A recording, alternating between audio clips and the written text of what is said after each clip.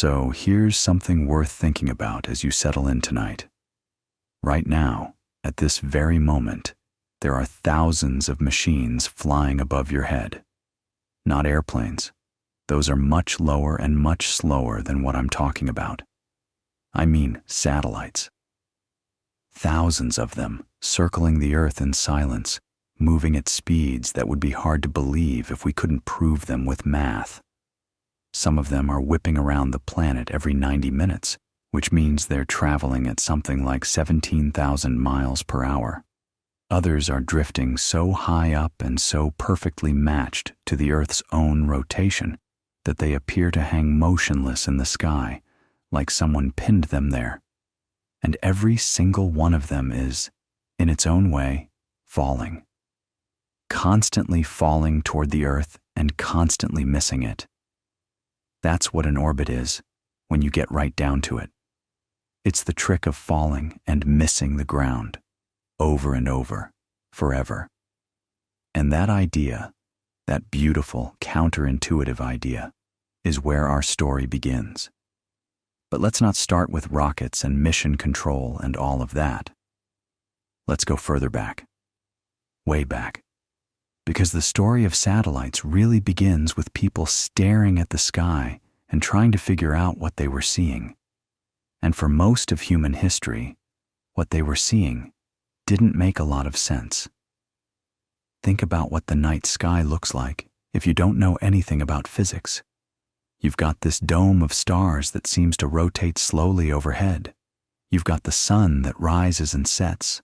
And then you've got these weird wandering lights, the planets, that move against the background of stars in paths that sometimes loop back on themselves. The ancient Greeks noticed this. They called them planets, which literally means wanderers, because unlike the fixed stars, these lights seem to have minds of their own. And the Greeks, being the Greeks, really wanted to explain why. Now, the model they came up with, and this is mostly associated with Claudius Ptolemy, working in Alexandria around the 2nd century, was incredibly clever for its time. Ptolemy said everything revolves around the Earth, the sun, the moon, the planets, all of it, moving in perfect circles. But here's the problem. Perfect circles didn't quite match what they actually observed. Mars, for instance, would sometimes appear to move backward in the sky for a few weeks before resuming its normal path. That's called retrograde motion, and it's a real headache if you think everything is going in neat circles around you. So Ptolemy added these smaller circles on top of the bigger circles. Epicycles, he called them. Imagine a planet riding on the rim of a wheel that's itself rolling along the rim of a bigger wheel. It's circles on circles, and with enough of them stacked up, you could actually predict planetary positions pretty well. Not perfectly, but well enough that this system lasted for over 1,000 years. And I bring this up not just as a history lesson, but because it shows something important about how we got to satellites. The entire journey starts with trying to understand orbits. What does it mean for one thing to go around another thing? What keeps it there? What shape does the path make? These questions haunted astronomers for centuries, and the answers they eventually found are the exact same principles that let us put a metal box in orbit today. So let's jump ahead to the 1500s, because that's when things really start to shift. Nicholas Copernicus, a Polish mathematician and canon, he actually worked for the Catholic Church, spent decades quietly developing an idea that was, for his time, pretty radical. He proposed that the Earth isn't the center of everything. The sun is at the center, and the Earth and the other planets revolve around it.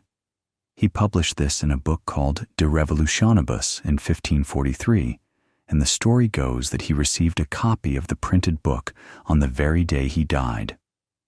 Whether that's exactly true is debated, but it makes for a poignant image either way. Now, Copernicus still used circles. He was a revolutionary thinker in some ways, and deeply traditional in others. He couldn't let go of the idea that celestial motion had to be circular because circles were considered perfect, divine shapes. And because he stuck with circles, his model actually wasn't much more accurate than Ptolemy's for predicting where planets would be on a given night. So why did it matter?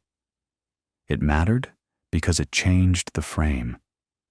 It put the sun at the center, and that turned out to be the key insight that let everything else fall into place over the next 150 years. The next big leap comes from someone you might not expect to be central to the satellite story.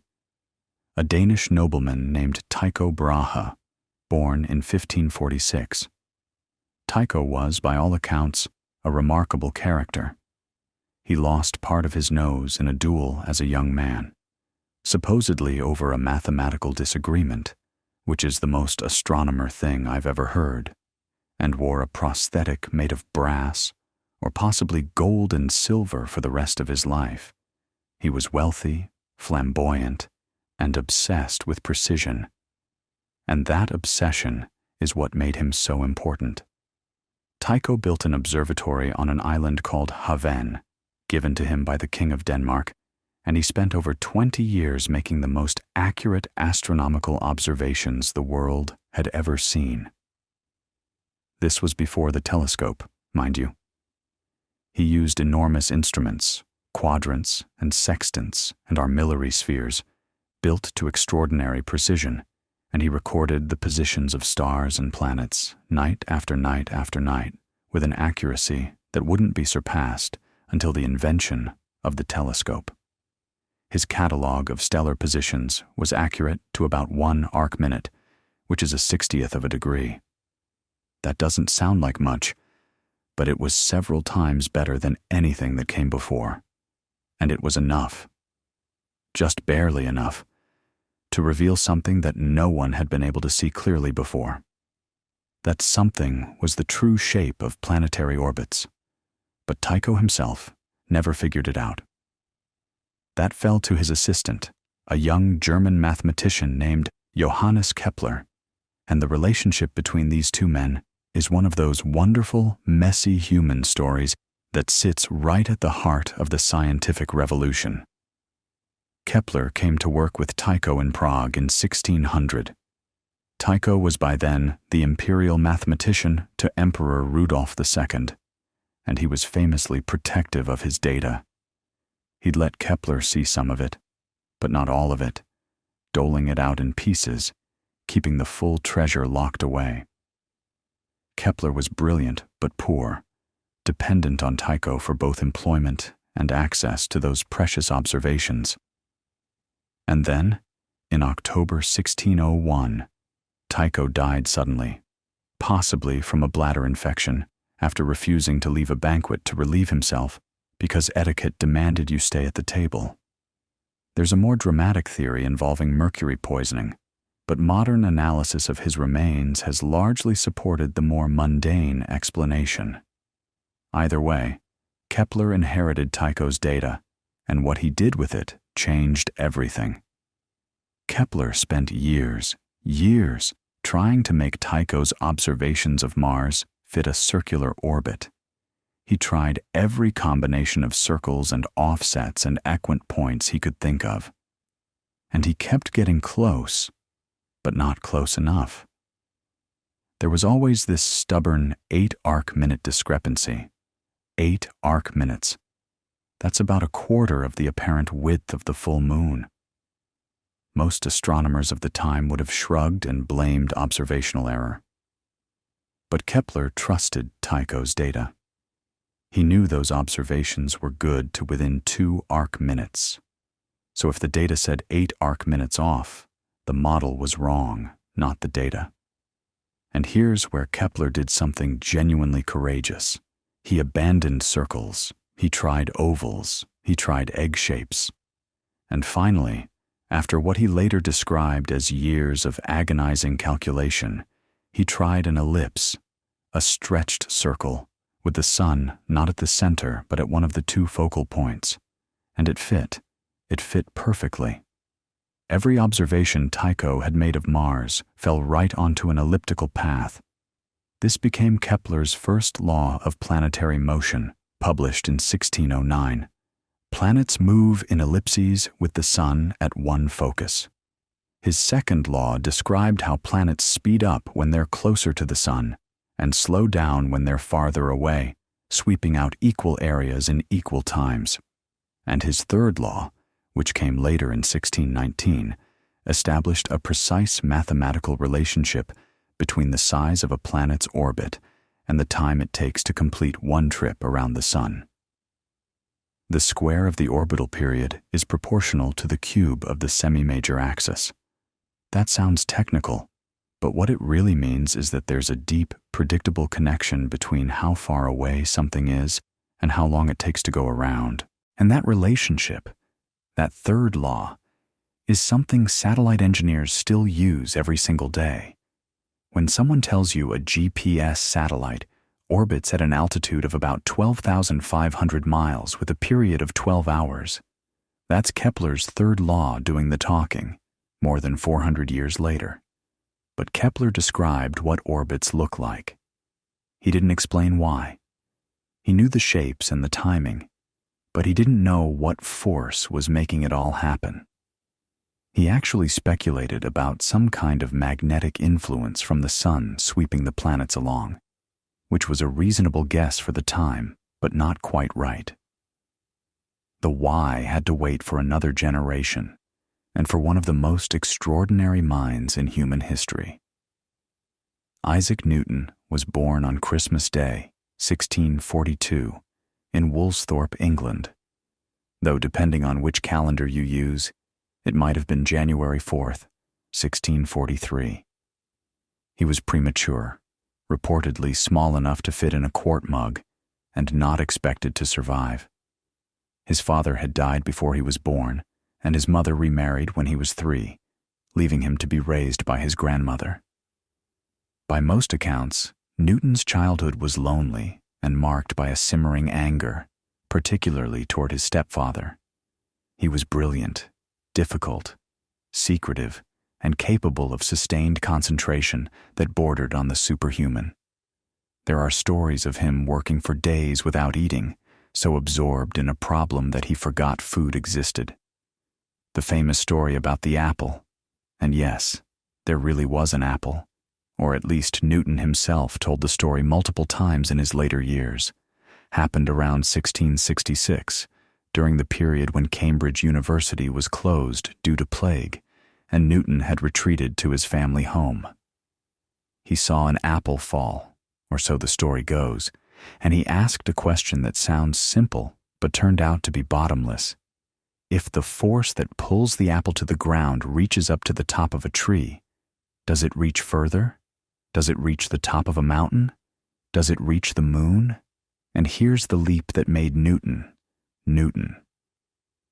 He proposed that the same force, gravity, that pulls the apple down is the same force that keeps the moon in orbit around the Earth. Not a different celestial force, not Kepler's magnetic sweeping, but plain old gravity, the same thing you feel right now holding you against your bed. The moon is falling toward the Earth, just like the apple. But the moon is also moving sideways so fast that by the time it's fallen a certain distance, the Earth's surface has curved away beneath it by exactly the same amount. So it falls and never hits the ground. That's an orbit. That's the whole secret. Newton worked out the mathematics of this in his Principia Mathematica, published in 1687, and it's no exaggeration to say that this single book made satellites possible. Not immediately. It would be nearly 300 years before anyone actually put one up there. But the theoretical foundation was complete. Newton showed that gravity follows an inverse square law. Double the distance, and the force drops to a quarter. He showed that this law, combined with his laws of motion, perfectly predicted Kepler's ellipses. He didn't just describe orbits, he explained them.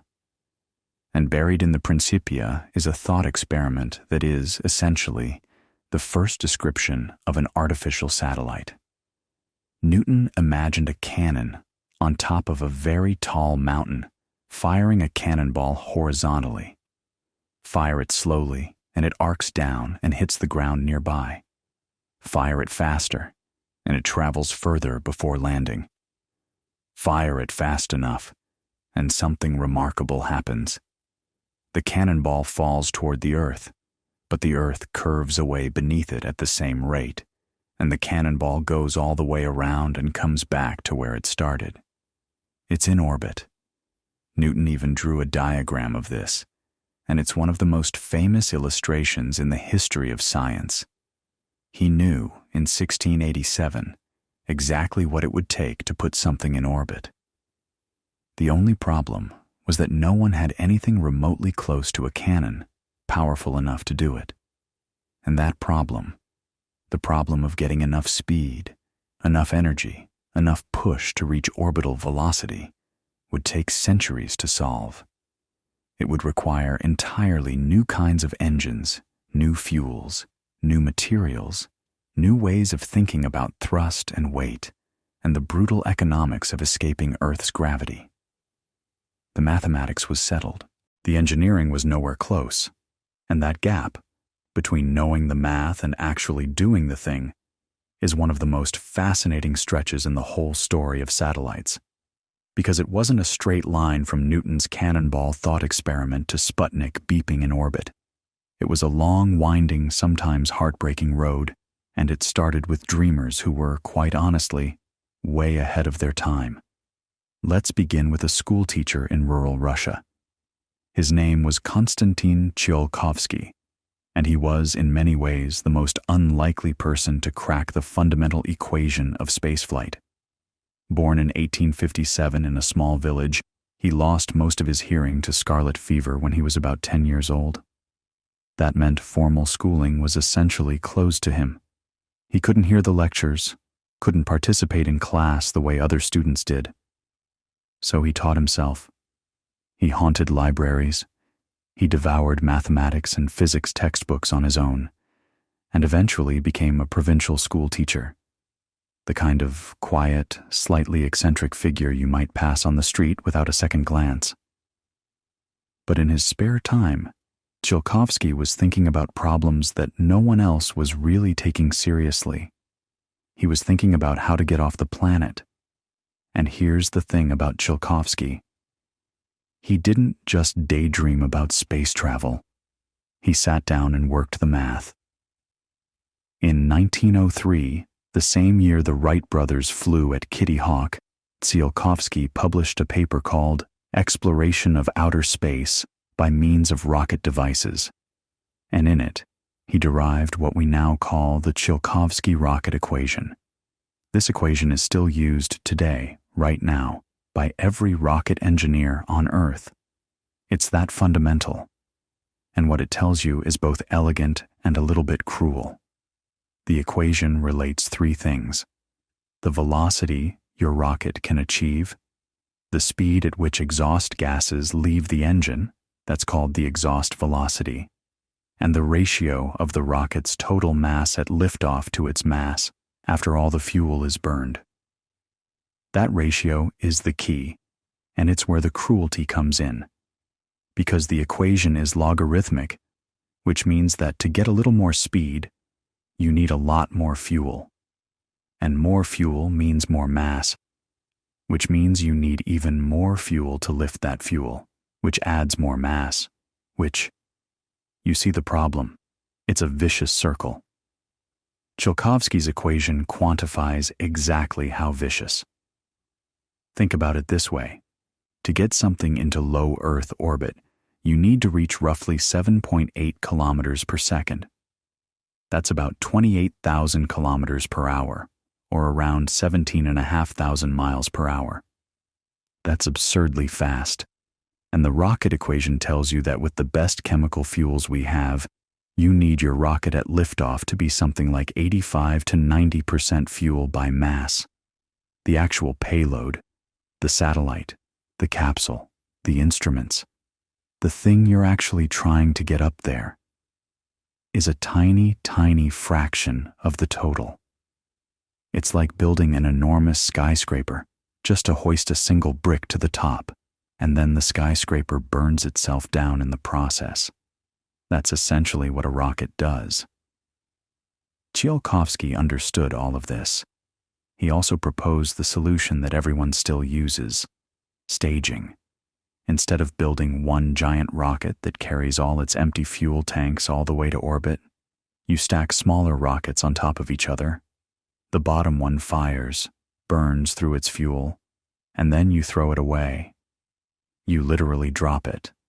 And now you've got a smaller, lighter rocket that fires its own engine. You're not wasting energy hauling empty tanks anymore. Each stage gets lighter and faster. It's wasteful in one sense. You're throwing away expensive hardware. But it's the only way the math works out with chemical propulsion. Tsiolkovsky figured this out in 1903. The man was teaching arithmetic to school children in a small Russian town, and in his evenings, he was solving the fundamental engineering problem of spaceflight. He also proposed liquid-fueled rockets, which was a huge conceptual leap. The rockets that existed in his day, such as they were, used solid propellants, essentially fancy fireworks. Solid rockets are simple and reliable, but you can't control them very well. Once you light one, it burns until it's done. Tsiolkovsky argued that liquid propellants, specifically liquid hydrogen and liquid oxygen, would give you much higher exhaust velocities, and crucially, you could throttle them. You could control the burn. You could shut them down and restart them. This was purely theoretical for Tsiolkovsky. He never built a rocket in his life, but he was right about all of it. Now, across the world, other people were starting to think along similar lines, often without knowing about each other's work. In the United States, there was Robert Goddard, a physics professor at Clarke University in Massachusetts. Goddard was more of a hands-on experimenter than Tsiolkovsky. He didn't just want to derive equations, he wanted to build the thing. And on March 16, 1926, in a snow-covered field on his Aunt Effie's farm in Auburn, Massachusetts, Goddard launched the world's first liquid-fueled rocket. It flew for about 2.5 seconds, reached an altitude of roughly 12 meters, about 41 feet, and landed in a cabbage patch. It was, by any practical measure, completely unimpressive. But it was proof of concept. Liquid-fueled rocketry actually worked. Goddard kept at it for years, launching bigger and more sophisticated rockets from a test site near Roswell, New Mexico. He developed gyroscopic stabilization, vane-based steering systems in the exhaust stream, fuel pumps, all sorts of innovations that would show up decades later in much larger rockets. But here's the sad part of Goddard's story. Almost nobody paid attention. The American press mostly mocked him. The New York Times ran an editorial in 1920 sneering at Goddard's suggestion that a rocket could work in the vacuum of space, claiming he lacked the knowledge ladled out daily in high schools about basic physics. The Times seemed to think rockets needed air to push against, which is wrong. Rockets work by Newton's third law, action and reaction, and they actually work better in a vacuum because there's no air resistance. The Times didn't issue a correction until July 1969, the day after Apollo 11 launched for the moon. Goddard had been dead for 24 years by then. Meanwhile, in Germany, a young enthusiast named Werner von Braun was reading Hermann Oberth's book, The Rocket into Interplanetary Space, published in 1923, and becoming obsessed with the idea of space travel. Oberth was the third of the great early rocketry pioneers, a Romanian-born German who independently derived many of the same principles as Tsiolkovsky and Goddard. Von Braun joined the German Society for Space Travel as a teenager and was soon building and testing small, liquid-fueled rockets. And then the German military came calling. This is where the story takes a darker turn, and it's important to sit with it for a moment. The German army was interested in rockets, not because of space exploration, but because the Treaty of Versailles, which ended World War I, restricted Germany's artillery, but said nothing about rockets. It was a loophole, and the military drove a truck through it. Von Braun and his colleagues were given essentially unlimited funding to develop large, liquid-fueled rockets, and the result was the A4, better known as the V2. This was the world's first long-range ballistic missile. It stood about 14 meters tall, burned a mixture of ethanol and liquid oxygen, and could lob a 1-ton warhead roughly 300 kilometers. It was manufactured using forced labor from concentration camps. Thousands of prisoners died in the underground factories at Mittelwerk, more people than were killed by the V2's warhead impacts. The human cost was staggering, and it's a part of this story that shouldn't be glossed over. But from a purely technical standpoint, the V2 was a quantum leap. It was the first human-made object to cross the boundary of space, reaching altitudes above 80 kilometers during test flights. It demonstrated that large liquid-fueled rockets could be built, controlled, and guided to a target. It solved dozens of engineering problems: turbopump design, combustion chamber cooling, guidance systems, supersonic aerodynamics, that would directly feed into the space programs of both the United States and the Soviet Union after the war. And that's exactly what happened. When Germany fell in 1945, there was a scramble. The Americans got von Braun and about 100 of his engineers, along with crates of V2 components, through what became known as Operation Paperclip. The Soviets captured the production facilities, many of the remaining engineers, and, crucially, enough hardware to reverse engineer the V2. Both superpowers immediately began building on V2 technology, scaling it up, making it more powerful, more reliable, more capable. In the Soviet Union, the rocket program was led by Sergei Korolev, and his story is one of the most remarkable in all of engineering history. Korolev had been a rocket enthusiast since the early 1930s, building and testing small rockets in Moscow. Then, in 1938, during Stalin's Great Purge, he was arrested on false charges, tortured, and sentenced to a labor camp in Kolyma, one of the most brutal corners of the Soviet Gulag system. He nearly died there. His jaw was broken during interrogation and never set properly. He spent years in conditions that would have destroyed most people. Eventually, he was transferred to a sharashka, a special prison where scientists and engineers were forced to work on military projects, and after the war, he was released and put in charge of the Soviet rocket program. Think about that for a second. The man who would mastermind the launch of the first satellite, the first human in space, had survived the Gulag. He carried the physical and psychological scars for the rest of his life, and the Soviet government kept his identity secret. For years, the West knew only that someone they called the chief designer was behind the Soviet space program. But Korolev's name wasn't publicly revealed until after his death in 1966. Korolev took the V2 design and pushed it relentlessly forward. His team developed the R-7, which was originally designed as an intercontinental ballistic missile capable of delivering a nuclear warhead to the United States. The R-7 was a monster, about 30 meters tall, with a central core and 4 strap-on boosters that gave it a total lift-off thrust of around 400,000 kilograms of force. It used liquid oxygen and kerosene, and its design was elegant in a brutal sort of way. The strap-on boosters would fire at liftoff along with the core stage, and when they burned out, they'd fall away, leaving the lighter core to continue accelerating. It was Tsiolkovsky's staging concept, brought to life on an enormous scale. The R-7 first flew successfully as a missile in August 1957. But Korolev had always had his eye on something beyond weapons.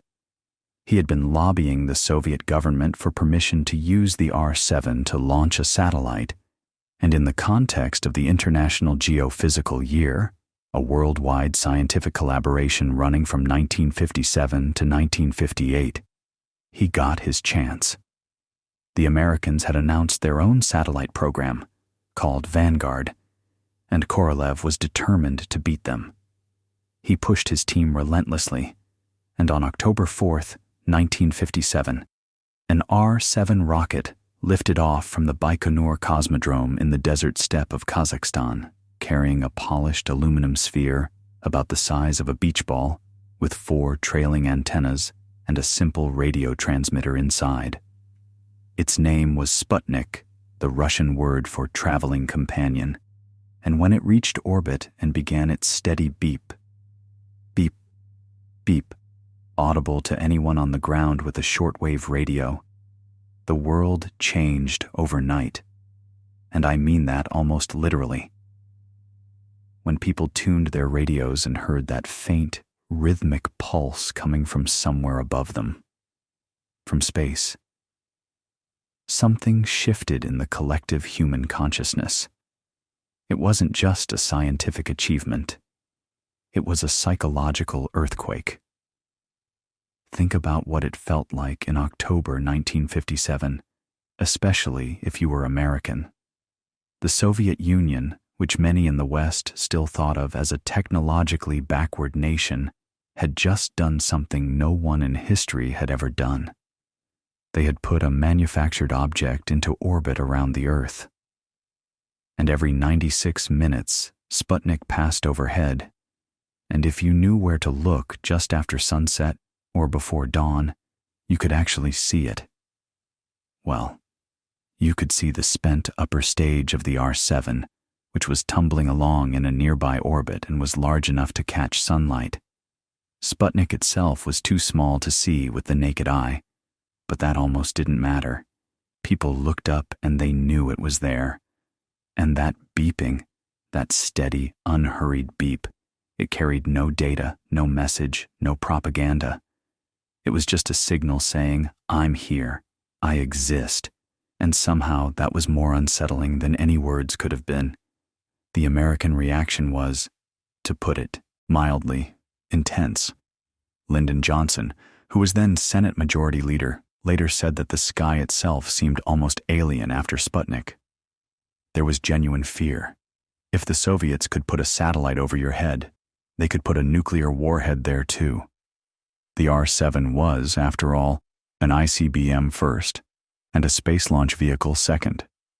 The technological implications were impossible to ignore. President Eisenhower tried to play it cool publicly. He called Sputnik one small ball in the air and insisted it didn't raise his apprehensions one iota. But behind closed doors, the scramble was frantic. The American public wasn't buying the calm act. Newspapers ran headlines about Soviet supremacy. Schools started emphasizing math and science with a new urgency. The National Defense Education Act was passed the following year, pouring federal money into science education for the first time on a massive scale. And if you trace the lineage of NASA, of the modern American space program, of the entire framework that eventually put humans on the moon, it all traces back to the panic that one 23-inch aluminum sphere caused. Now, here's where the American response gets both heroic and a little embarrassing. The United States had its own satellite program, Vanguard, run by the Naval Research Laboratory. It was a civilian scientific effort, deliberately kept separate from the military, because Eisenhower wanted America's first satellite to be seen as a peaceful endeavor, not a weapons demonstration. The problem was that Vanguard was behind schedule, underfunded, and struggling with its launch vehicle. After Sputnik, the pressure to launch became unbearable. And then, on November 3rd, 1957, less than a month after Sputnik, the Soviets did it again. Sputnik 2 went up, and this time it carried a passenger. Laika, a stray dog from the streets of Moscow, the first living creature to orbit the Earth. Sputnik 2 was much larger than the first one, over 500 kilograms, which really drove home the point about Soviet rocket capability. Laika, sadly, died within hours from overheating. The thermal control system wasn't adequate, but the mission proved that a living organism could survive launch and at least briefly function in the weightlessness of orbit. The ethical questions around Laika's flight are real and worth sitting with. One of the Soviet scientists involved later said he regretted the mission, that they didn't learn enough to justify the death of the animal. But in the context of 1957, the world mostly saw another Soviet triumph. So the pressure on Vanguard was now enormous. On December 6, 1957, with the whole nation watching on live television. And this is important because the Americans had invited the press, confident in their rocket. The Vanguard TV-3 rocket ignited, rose about 4 feet off the launch pad, lost thrust, settled back down, and exploded in a spectacular fireball. The satellite, this tiny little grapefruit-sized sphere, was thrown clear of the explosion and landed in the bushes nearby, its transmitter still pathetically beeping. The press was merciless. Headlines read, "Flopnik, Kaputnik, Stayputnik." It was a national humiliation, broadcast live for everyone to see. But here's the thing, and this is where the story gets good. There was another team waiting in the wings. Werner von Braun and his Army Ballistic Missile Agency team at Redstone Arsenal in Huntsville, Alabama, had been itching to launch a satellite for years. They had the hardware. They had a modified Redstone missile called the Jupiter-C, and they had been essentially told to stand down because the Eisenhower administration wanted the civilian Vanguard program to go first. There's a famous story, possibly embellished but telling, that von Braun's team had to be explicitly ordered not to put a satellite into orbit during a 1956 test flight, because the Jupiter-C they launched that September had enough capability to do it. They were that close, that early. After the Vanguard disaster, the administration finally turned to von Braun. His team had been preparing, and they moved fast. On January 31st, 1958, a Jupiter-C rocket, now renamed Juno 1 for the satellite mission, launched from Cape Canaveral carrying Explorer 1. And Explorer 1 didn't just reach orbit, it made a genuine scientific discovery on its very first flight. This is one of those beautiful moments in the history of engineering where the instrument does something its creators didn't fully expect. Explorer 1 carried a cosmic ray detector designed by James Van Allen, a physicist from the University of Iowa. The detector was meant to measure the radiation environment in space, a basic science experiment. But when the data came back, something was strange. At certain points in the orbit, the detector's count rate would drop to 0. Now, you might think zero radiation means a safe, quiet region of space. But Van Allen realized something counterintuitive. The count rate wasn't dropping because there was no radiation. It was dropping because there was so much radiation that the detector was being completely saturated, overwhelmed, and couldn't register individual particles anymore. It was like trying to count raindrops in a hurricane. What Van Allen had discovered were the radiation belts that now bear his name, the Van Allen belts. These are zones of charged particles, mostly protons and electrons, trapped by Earth's magnetic field. They form two main donut-shaped regions around the planet. The inner belt sits roughly between 1,000 and 6,000 kilometers above the surface, and the outer belt extends from about 13,000 to 60,000 kilometers out. These belts are a direct consequence of Earth having a magnetic field. The magnetosphere captures energetic particles from the solar wind and cosmic rays and holds them in these looping, spiraling orbits along magnetic field lines. If you could see them, they'd look like enormous nested toroids wrapped around the Earth, thickest near the equator. And here's why this matters practically. The Van Allen belts are a real engineering problem for satellites. If you put a satellite in an orbit that passes through these belts, the radiation can degrade solar cells, corrupt memory in onboard computers, damage sensors, and over time, shorten the satellite's life significantly. So satellite designers have to think carefully about orbital altitude. Many satellites are placed either below the inner belt, in low Earth orbit, below about 1,000 kilometers, or between the belts, or well above them. The belts also posed a serious concern for human spaceflight. When Apollo astronauts traveled to the moon, they had to pass through the Van Allen belts.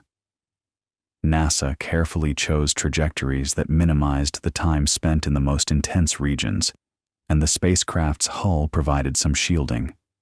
The astronauts received a measurable but not dangerous dose of radiation, but it was a real consideration, not a trivial one. So Explorer 1, America's first satellite, wasn't just a political response to Sputnik. It was a genuinely productive scientific mission that revealed something fundamental about Earth's space environment, something that every satellite designer since has had to account for. And it was built in about 84 days from the go-ahead. 84 days. Von Braun's team had been ready, and when the leash came off, they delivered.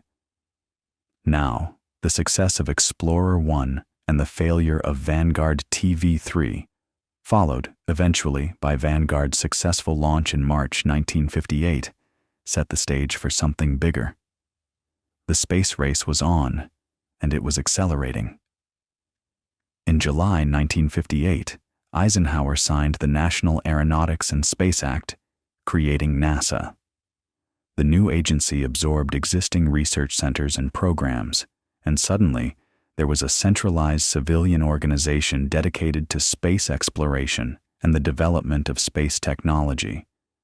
This was a pivotal institutional moment because it meant that satellite development, launch vehicle engineering, and space science now had a dedicated home with real funding and political support. But let's pause here and think about what had actually been accomplished by early 1958 from a pure engineering standpoint. Humanity had put objects into orbit. We had proven that rockets could achieve the velocity Newton had described in his cannonball thought experiment, roughly 8 kilometers per second for low Earth orbit. We had demonstrated that instruments could function in the vacuum and temperature extremes of space. We had discovered that Earth's magnetic field creates a radiation environment that any space hardware has to survive. And we had learned, painfully, that rocket launches are brutally unforgiving. Vanguard's failure happened because of a low fuel inlet pressure that caused the engine to lose thrust just a moment after liftoff. One small pressure drop, 4 feet of altitude, then fire. What we hadn't yet figured out, though, was how to make satellites actually useful. Sputnik beeped. Explorer 1 measured radiation. These were proof-of-concept missions, demonstrations that the thing could be done at all. The next question, the question that would drive the entire satellite industry for the next several decades and beyond, was deceptively simple. Now that we can put something up there, what should it do? And the answers to that question would come from some surprising directions. One of the earliest and most transformative ideas came not from a rocket engineer or a military strategist, but from a science fiction writer sitting in his apartment, thinking about the future of communications. His name was Arthur C. Clarke, and in 1945, a full 12 years before Sputnik even existed, he published a short paper in a magazine called Wireless World.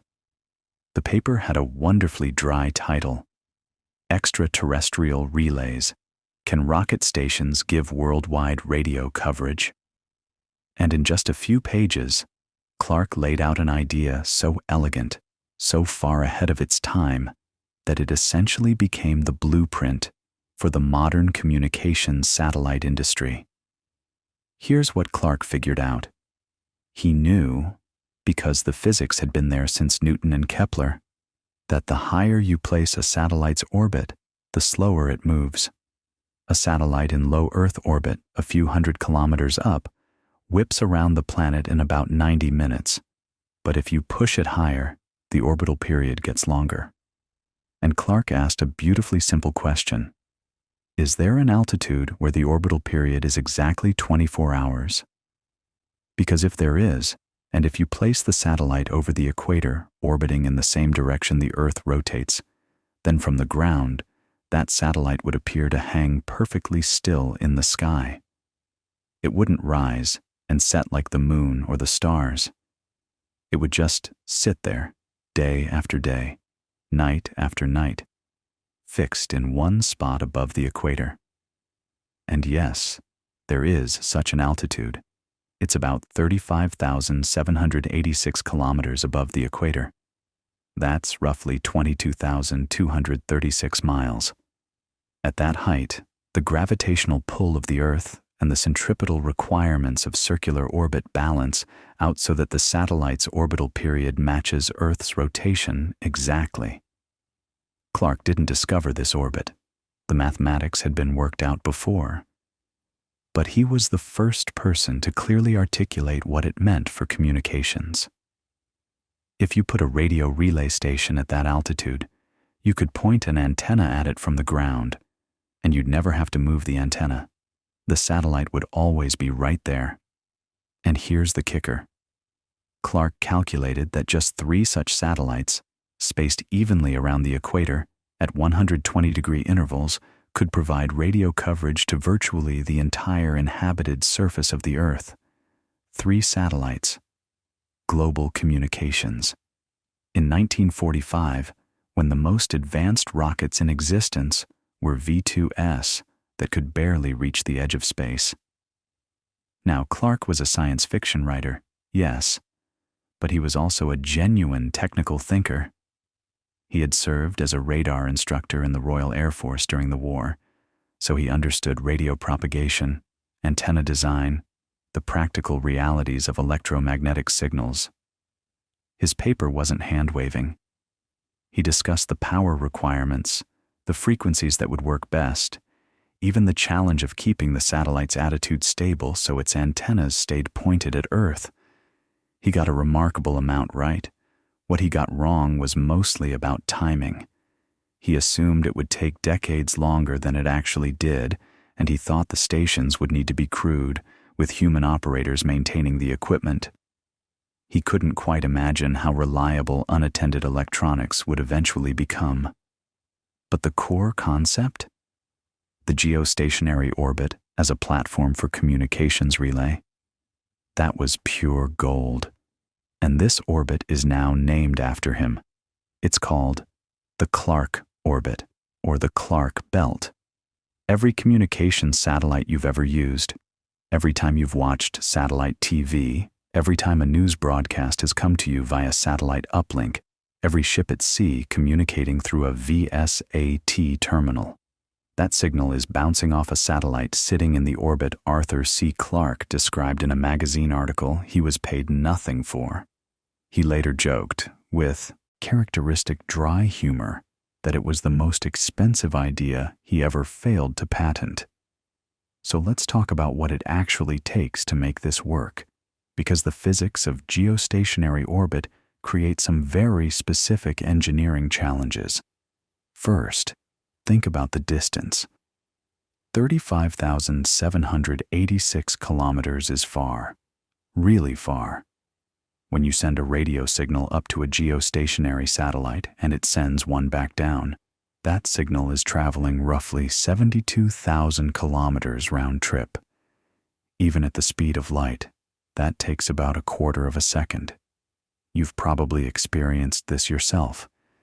If you've ever done a phone call routed through a satellite, there's that awkward half-second delay where you and the other person keep accidentally talking over each other. That's the speed of light being, for once in everyday life, noticeably slow. It's not a flaw in the system. It's physics. The signal literally cannot get there and back any faster. The second challenge is power. Your signal spreads out as it travels, following what's called the inverse square law. Double the distance, and the signal strength drops to a quarter. At geostationary altitude, the signal has spread out enormously by the time it reaches the satellite, and the same is true on the way back down. This means you need either very powerful transmitters, very sensitive receivers, very large antennas, or some combination of all three. Early communication satellites were severely limited by this. They could only handle a handful of telephone calls or a single television channel. Getting more capacity meant pushing every aspect of the technology harder. But before anyone could test Clarke's vision, they had to solve a more fundamental problem. How do you get a satellite to geostationary orbit in the first place? You can't just launch straight to 36,000 kilometers. The energy requirements are enormous. What you typically do is a two-step process. First, you launch the satellite into a low parking orbit. Then, at exactly the right moment, you fire a rocket motor to boost it into what's called a geostationary transfer orbit, a long elliptical orbit whose low point skims low Earth orbit and whose high point reaches out to geostationary altitude. Then, when the satellite reaches that high point, the apogee, you fire the motor again to circularize the orbit, turning that long ellipse into a circle at 36,000 kilometers. Each of these burns has to be precisely timed and precisely directed. Get the timing wrong, and your satellite ends up in the wrong orbit, drifting to the wrong longitude, potentially useless.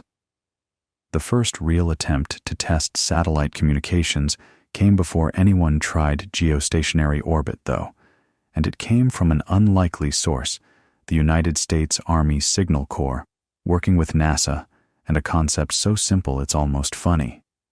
In 1960, NASA launched Project Echo, and Echo 1 was literally a giant balloon, a metallic-coated mylar sphere about 30 meters in diameter, inflated in orbit. It didn't have any electronics at all, no transmitter, no receiver, no amplifier. It was just a big shiny ball, and the idea was to bounce radio signals off it. You'd aim a powerful signal at the balloon from one ground station, the signal would reflect off the metallic surface, and another ground station thousands of kilometers away could pick up the faint reflected signal. And it worked. On August 12, 1960, a voice message was transmitted from Goldstone, California, bounced off Echo 1, and received at Bell Labs in Holmdel, New Jersey. It was crude. The reflected signal was incredibly weak, and the balloon slowly lost its shape as micrometeorites punctured it and residual gas leaked out. But it proved the concept. You could use something in orbit as a relay point for communications. The real breakthrough, though, came with active satellites, ones that could receive a signal, amplify it, and retransmit it back down on a different frequency. And this is where a project called Telstar enters the story, and it's one of those moments in engineering history where everything came together beautifully and imperfectly at the same time. Telstar 1 was built by Bell Labs, funded by AT&T, and launched on July 10, 1962, aboard a Delta rocket. It wasn't in geostationary orbit. It was in a medium elliptical orbit that took it between about 950 and 5,600 kilometers altitude, completing an orbit roughly every 2.5 hours. This meant it was only visible from both the American and European ground stations for a short window each orbit, sometimes as little as 20 minutes. But during those windows, it could do something no satellite had done before: relay live television across the Atlantic Ocean. And on July 11th, 1962, the day after launch, Telstar transmitted the first live transatlantic television signal. The image that viewers in Europe saw was an American flag flying in front of the ground station in Andover, Maine. It was grainy, it was brief, and the satellite was moving across the sky, so the massive ground antennas had to track it continuously. But it was live television, crossing the Atlantic not through an undersea cable, but through space. The cultural impact was immediate. The Tornadoes released an instrumental rock song called Telstar that went to #1 on the charts in both the UK and the US. A satellite became a pop song. That's how much this captured people's imagination. But here's where the story takes a darker turn, and it connects back to something we talked about earlier. Those Van Allen radiation belts that James Van Allen discovered with Explorer 1. Remember those belts of charged particles trapped by Earth's magnetic field? Well, in 1962, the United States conducted a series of high-altitude nuclear weapons tests called Operation Fishbowl. One of those tests, Starfish Prime, detonated a 1.4 megaton nuclear warhead at an altitude of about 400 kilometers over the Pacific Ocean on July 9, 1962. That's one day before Telstar launched. The explosion injected an enormous quantity of energetic charged particles into the magnetosphere, dramatically intensifying the radiation belts. These artificially enhanced radiation belts were far more intense than the natural ones, and Telstar 1 passed through them on every orbit. The radiation degraded Telstar's transistors. Within a few months, the satellite began experiencing command failures. Engineers at Bell Labs managed to nurse it back to life temporarily by letting the transistors recover during periods when the satellite was powered down, but the damage was cumulative and irreversible. By February 1963, Telstar 1 was dead. It's still up there, by the way, orbiting silently. A small metal sphere about the size of a beach ball, with distinctive solar panel facets, circling the Earth every 2.5 hours, a monument to both the promise and the peril of the space environment. The loss of Telstar 1 drove home a lesson that satellite engineers have had to grapple with ever since. Space is not a benign environment. It's full of radiation, from the Van Allen belts, from solar flares, from cosmic rays originating outside our solar system entirely. Every electronic component on a satellite has to be designed to withstand this bombardment, or shielded against it, or both. This is why space-rated electronics are so much more expensive than their commercial equivalents. A processor chip that costs a few dollars in your laptop might cost tens of thousands of dollars in its radiation-hardened satellite version. The chip itself does essentially the same computation, but it's built on a different process, with thicker insulating layers, redundant circuits, and materials chosen specifically to resist the damage that high-energy particles cause when they slam into silicon and knock atoms out of place.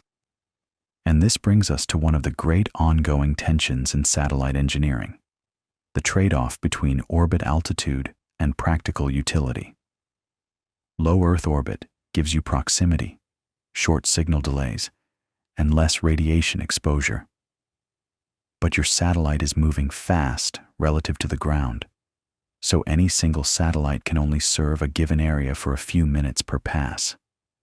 Geostationary orbit gives you that beautiful fixed position Clarke envisioned, permanent coverage of a third of the planet, but you pay for it with distance, signal delay, power requirements, and a harsher radiation environment. Medium Earth orbit splits the difference, but has its own complications. Every orbit is a compromise, and the right choice depends entirely on what you're trying to do. By the mid-1960s, the race was on to put a working communications satellite into true geostationary orbit. NASA's SYNCOM program took the first crack at it. SYNCOM-1, launched in February 1963, successfully reached its transfer orbit and fired its apogee motor, but contact was lost just seconds after the motor fired, probably due to a failure in the electronics, possibly related to the shock and vibration of the motor burn. SYNCOM-2, launched in July 1963, worked beautifully, but it was placed in a geosynchronous orbit that was inclined to the equator, so it appeared to trace a figure-8 pattern in the sky rather than sitting perfectly still. It was SYNCOM-3, launched on August 19, 1964, that finally achieved true geostationary orbit, hovering over the international dateline in the Pacific. And its first major broadcast? The 1964 Tokyo Olympics. Live television from Japan to the United States, relayed through a satellite hanging motionless 36,000 kilometers above the Pacific Ocean. Arthur C. Clarke's 1945 vision realized in 19 years.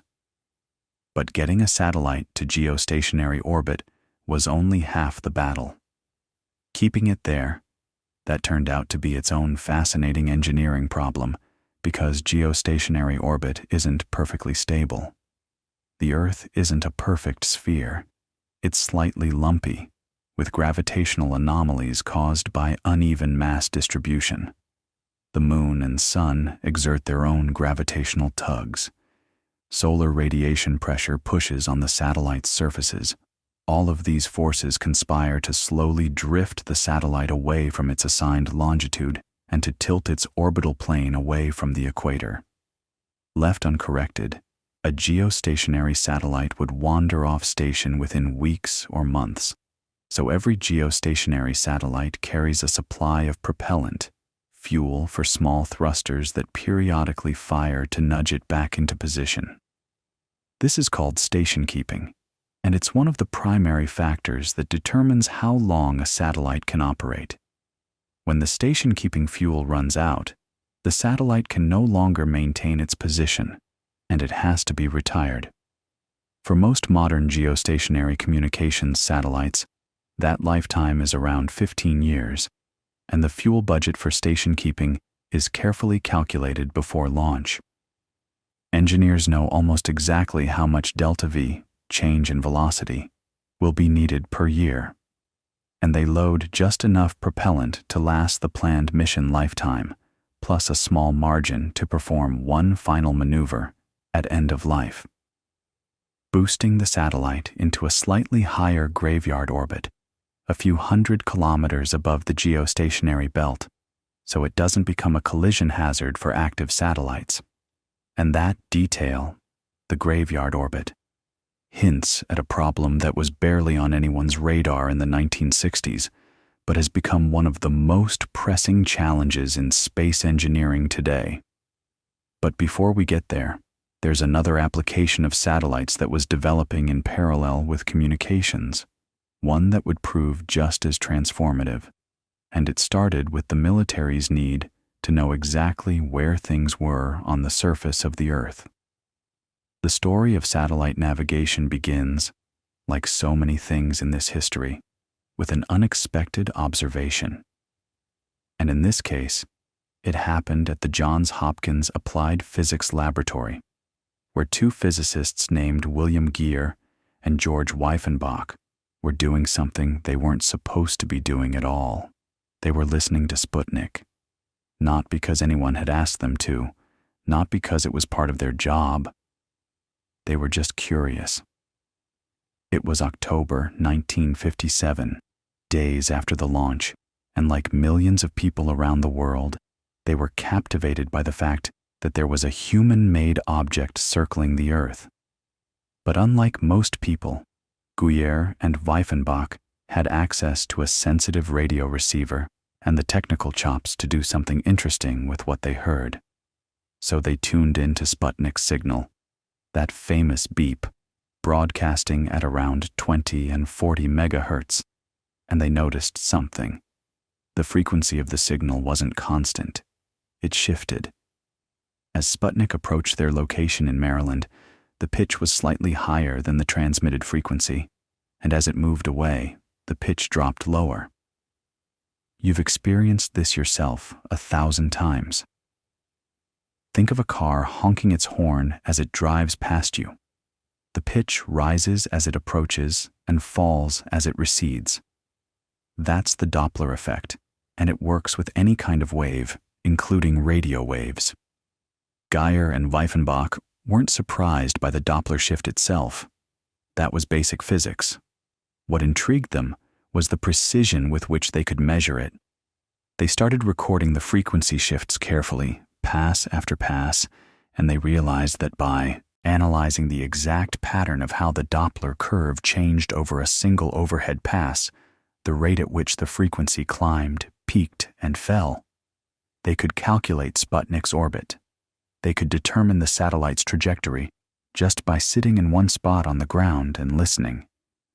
Their boss at APL, Frank McClure, heard about what they were doing and had one of those moments of insight that changes everything. He walked in and essentially said, "That's very clever, but can you do it the other way around? If you know the satellite's orbit precisely, can you use the Doppler shift to figure out where the receiver is on the ground?" Think about what that means. Flip the problem. Instead of a known ground station tracking an unknown satellite, you have a known satellite helping an unknown ground station figure out its own position. And the answer was yes. Mathematically, it was the same problem in reverse.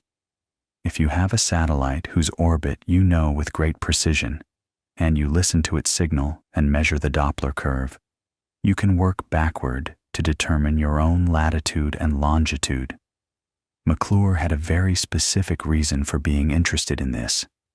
The Navy had a problem. A serious, strategic, existential problem. The United States was building a fleet of ballistic missile submarines, the Polaris program, and these submarines needed to know their exact position before they could launch their missiles accurately.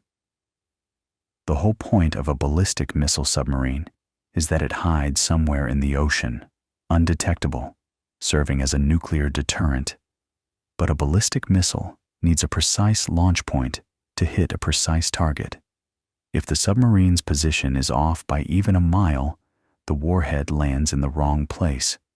And in the late 1950s, submarines navigating underwater had very limited options for determining their position.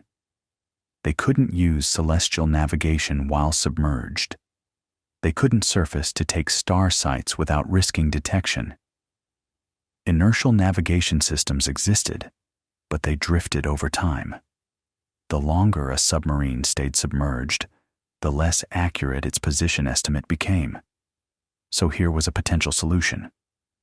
Put satellites in orbit with precisely known trajectories, have the submarine briefly extend a small antenna to listen to the satellite's signal, measure the Doppler shift, compute its position, and slip back into the deep.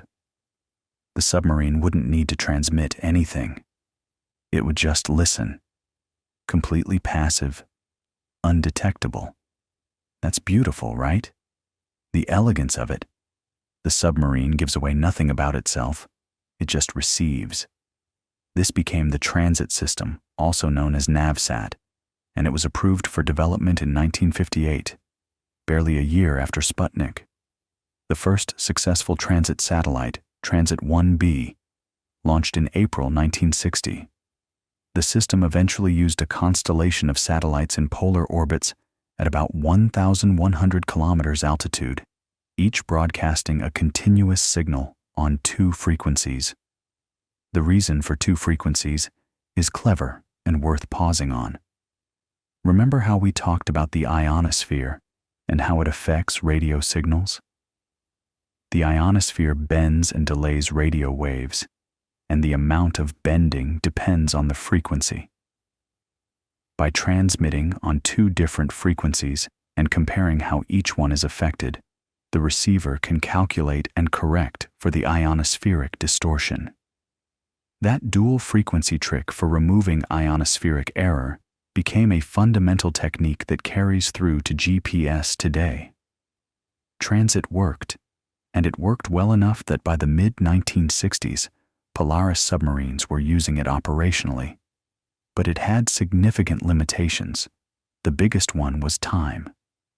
Because the system relied on measuring the Doppler shift over an entire satellite pass, you had to wait for a satellite to come over the horizon, track it for 10 to 16 minutes as it crossed the sky, and then compute your position. And with only a handful of satellites in the constellation, you might wait hours between passes. That's fine for a submarine that's moving slowly and can afford to be patient, but it's not great for, say, an airplane or a ground vehicle, or anything that needs frequent position updates. Here's the other thing. Transit gave you a two-dimensional fix, latitude and longitude. It didn't tell you your altitude, and its accuracy, while revolutionary for the time, was in the neighborhood of about 200 meters under good conditions. For a nuclear submarine launching a strategic missile, that was adequate. For many other applications, people were starting to dream about, it wasn't nearly enough. So throughout the 1960s and into the 1970s, engineers and military planners were thinking about what a next-generation satellite navigation system would look like. The wish list was ambitious. Global coverage, all the time, in 3 dimensions: latitude, longitude, and altitude, with accuracy measured in meters, not hundreds of meters, and with position fixes available instantly, not after waiting for a satellite pass. The fundamental insight that made this possible was a shift from Doppler-based positioning to ranging, measuring distances. Instead of listening to how a satellite's frequency changes as it moves, you measure how far away multiple satellites are from you at the same instant. If you know the exact distance to one satellite, you know you're somewhere on a sphere centered on that satellite with a radius equal to that distance. Add a second satellite, and you're somewhere on the circle where those 2 spheres intersect. Add a third, and you've narrowed it down to 2 points, and one of them is usually absurd, like deep inside the Earth or way out in space, so you can throw it away. That gives you your 3-dimensional position. But here's the catch, and this is where the engineering gets really interesting. To measure the distance to a satellite, you need to know exactly when the satellite sent its signal and exactly when you received it. The signal travels at the speed of light, so if you know the time difference, you can calculate the distance. Speed of light times travel time equals distance. Simple. Except that the speed of light is about 300,000 kilometers per second. A timing error of just 1 microsecond, 1/1,000,000th of a second, translates to a distance error of about 300 meters. If you want accuracy in the range of meters, you need timing accuracy in the range of nanoseconds, billionths of a second. Now, you can put incredibly precise atomic clocks on the satellites. And that's exactly what GPS does. Each GPS satellite carries multiple atomic clocks, cesium and rubidium, that are accurate to within nanoseconds per day. But you can't put an atomic clock in every GPS receiver. That would make each receiver cost tens of thousands of dollars. The receivers that end up in your phone, in car navigation systems, in handheld hiking units, they use cheap quartz crystal oscillators, the same basic technology as a digital wristwatch. These clocks are decent, but they drift. They might be off by milliseconds, which at the speed of light means errors of hundreds of kilometers. Useless. So how do you solve this? Here's what's really clever. You add a 4th satellite. Remember, 3 satellites give you 3 equations and 3 unknowns, your x, y, and z coordinates. But if your clock is wrong, you actually have 4 unknowns, x, y, z, and the clock error. So you need 4 equations, which means 4 satellites. By receiving signals from 4 satellites simultaneously, the receiver can solve for all 4 unknowns at once, including its own clock error. It essentially uses the satellite constellation to synchronize itself to atomic clock precision without actually having an atomic clock on board. Every time your phone computes a GPS fix, it's solving a system of equations that corrects its own clock to within about 10 nanoseconds of universal coordinated time. Your phone knows what time it is to within 10 billionths of a second, and it achieves that as a side effect of figuring out where you are. Think about that for a second. It's remarkable. The system that put all of this together is, of course, the Global Positioning System, GPS, formerly known as Navstar GPS. Its development was authorized by the Department of Defense in 1973, pulling together concepts and experimental work from multiple branches of the military.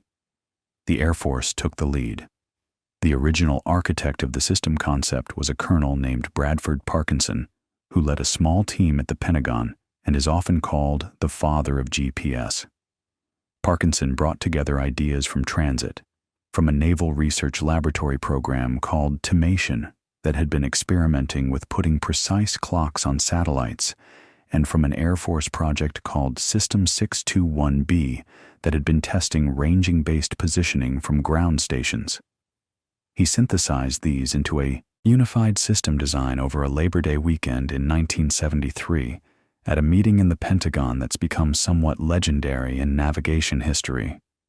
The design called for a constellation of 24 satellites in medium Earth orbit, specifically at about 20,200 kilometers altitude in 6 orbital planes, each inclined at 55 degrees to the equator.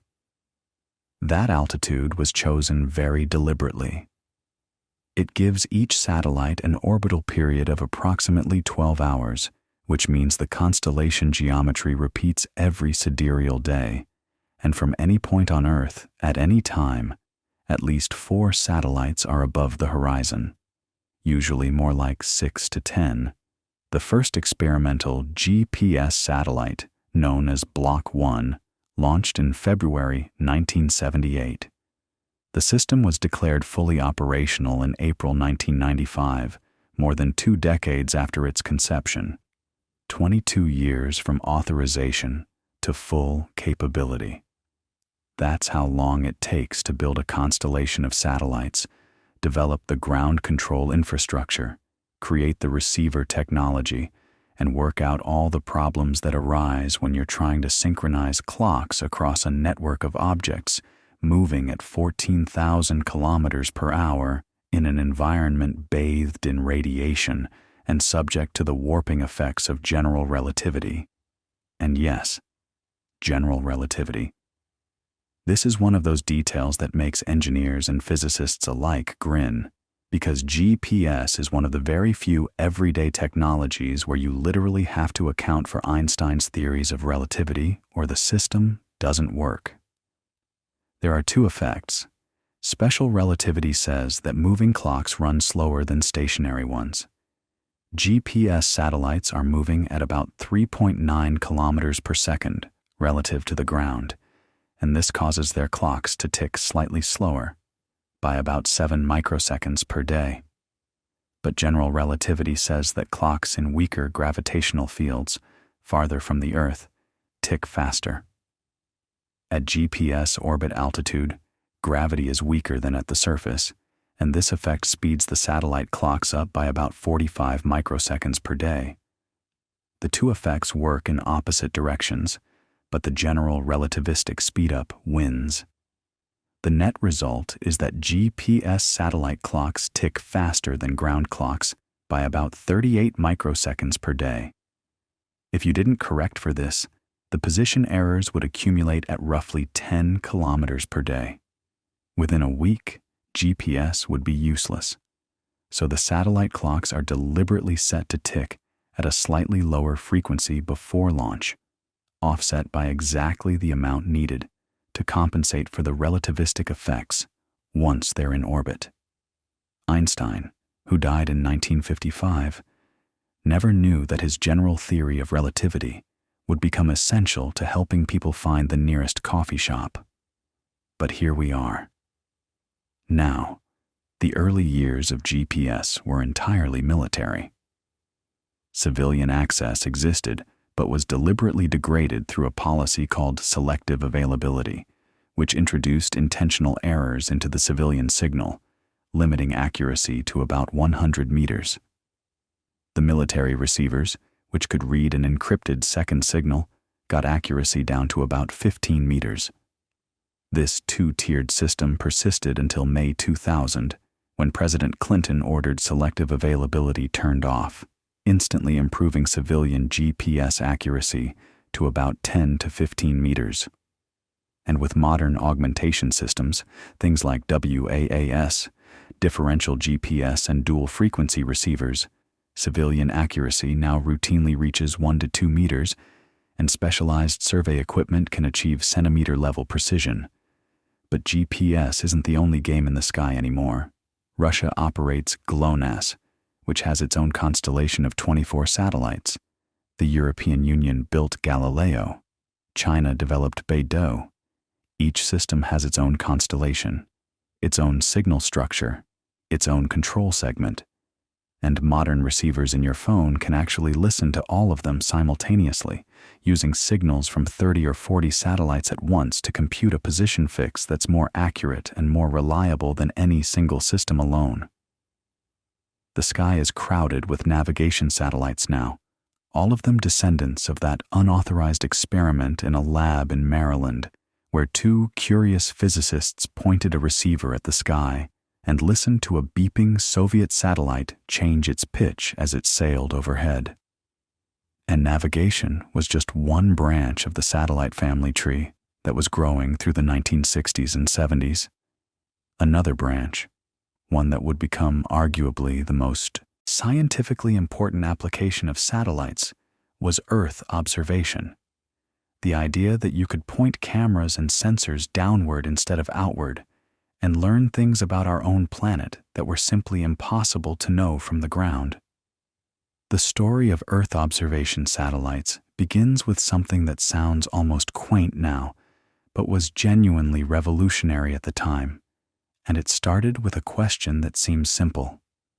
What does the Earth actually look like from space? Not what you imagine it looks like, not what an artist paints on a globe, but what it actually, genuinely looks like when you're up there with a camera pointed down. Because here's the thing, before satellites, nobody really knew. We had maps, sure. We had aerial photographs taken from planes. But those were always fragments, little postage stamps of landscape stitched together. Nobody had ever seen the whole picture, the full sweep of a continent, the way a storm system curls across an entire ocean, the way a desert bleeds into grassland bleeds into forest. That perspective simply didn't exist. The first real Earth observation satellite, the one that changed everything, was called Tyros 1, and it launched on April 1st, 1960. Tyros stands for Television Infrared Observation Satellite, which is a mouthful, but the concept was beautifully simple. Take a satellite, stick two little television cameras on it, point them at the Earth, and see what you get. The satellite was tiny by modern standards, about 42 inches across and 19 inches tall, shaped like a drum, covered in solar cells. It weighed around 270 pounds, and those two cameras were crude. Each one could take a single image with a resolution of about 12 miles, meaning the smallest thing you could distinguish was roughly 12 miles across. You couldn't see cities. You couldn't see roads. You could barely make out large lakes, but you could see clouds. And that turned out to be the whole point. Tyros 1 operated for only 78 days before its cameras failed, but in that time, it transmitted nearly 23,000 images back to Earth. And meteorologists went absolutely wild. For the first time in history, they could see weather systems from above, the spiral arms of cyclones, the long trailing edges of cold fronts, the way cloud formations organized themselves into patterns that were invisible from the ground. Before Tyros, weather forecasting was essentially a ground-level guessing game. You had weather stations scattered across the land, ships reporting from the sea, and you tried to interpolate what was happening in between. But over the oceans, which cover 70% of the planet, you were basically blind. Storms could form, intensify, and bear down on coastlines with almost no warning. Tyros changed that overnight. Within weeks of launch, it spotted a previously undetected typhoon approaching Australia. That single observation probably saved lives. And here's what's really clever about how these early weather satellites worked. Tyros 1 was in a low orbit, circling the Earth roughly every 99 minutes at an altitude of about 450 miles. But it wasn't in a polar orbit. It was inclined at about 48 degrees, which meant it could only see the tropics and mid-latitudes. Later, Tyros satellites fixed this by shifting to polar orbits, which is a beautiful trick. A polar orbit takes the satellite over the north and south poles on each pass, and because the Earth is rotating underneath, each successive pass covers a different strip of longitude. So after about 14 orbits, roughly one day, the satellite has seen the entire surface of the planet, every single square mile. You get complete global coverage every single day, which is exactly what you want for weather monitoring. But there's another kind of orbit that turned out to be even more useful for weather, and we actually talked about it earlier. Geostationary orbit. Remember Arthur C. Clarke's idea, the satellite parked 35,786 kilometers up, hovering over one spot on the equator? That concept didn't just revolutionize communications, it revolutionized meteorology. Because a geostationary weather satellite can stare at the same chunk of Earth continuously, taking a new image every 15 or 30 minutes, and you can watch weather systems evolve in real time. The first geostationary weather satellite was ATS-1, the Applications Technology Satellite, launched in December 1966. And when meteorologists saw those first continuous sequences of cloud images, essentially time-lapse movies of the atmosphere, it was like giving a blind person sight. You could watch a hurricane strengthen. You could see thunderstorm complexes pulse and grow. You could track the jet stream. Today, there's a ring of geostationary weather satellites circling the equator, operated by different nations. The United States has GOES East and GOES West. Europe has Meteosat. Japan has Himawari. Russia, China, India, South Korea. They all have their own. Together, they provide continuous, overlapping coverage of nearly the entire planet, except for the polar regions, which you can't see well from geostationary orbit because you're looking at them at such a steep angle. That's why we still need polar orbiting satellites too. The two types work together: geostationary for continuous monitoring, polar for detailed global surveys. It's an elegant system, and it's the reason your weather app can show you a satellite loop of the clouds over your house right now. But weather was just the beginning of what you could do by pointing sensors at the Earth. And this is where the story gets really interesting, because the key insight, the one that unlocked everything, was that you don't have to limit yourself to visible light. Your eyes can only see a tiny sliver of the electromagnetic spectrum, but the Earth radiates and reflects energy across a huge range of wavelengths: infrared, microwave, ultraviolet, and each wavelength tells you something different about what's happening down there. Infrared sensors can measure surface temperature, even at night, even through thin clouds. Microwave sensors can see through thick clouds and rain, and they can measure soil moisture, sea ice extent, even wind speed over the ocean by looking at how rough the water surface is. And here's where it gets genuinely wild. You can identify what things are made of based on how they reflect different wavelengths. Think about it this way. A healthy green leaf reflects a lot of near-infrared light, way more than your eyes can detect. A stressed or dying leaf reflects less. So if you have a satellite sensor that can measure near-infrared reflectance, you can map the health of vegetation across an entire continent. You can see droughts developing weeks before they're visible to the naked eye. You can monitor crop yields from space. You can watch deforestation happen in real time. This is the principle behind multispectral imaging, and it became the foundation of one of the most important satellite programs ever built, Landsat. The Landsat program started in 1972, when NASA launched ERTS-1, the Earth Resources Technology Satellite, later renamed Landsat-1. It carried a multispectral scanner that could image the Earth in 4 different wavelength bands simultaneously: green, red, and 2 bands of near-infrared. Each pixel covered about 80 meters on the ground, which was a huge improvement over Tyros. You could see individual farm fields. You could map forests. You could trace rivers and coastlines. And because the satellite passed over the same spot every 18 days, you could track changes over time. The Landsat program is still running today.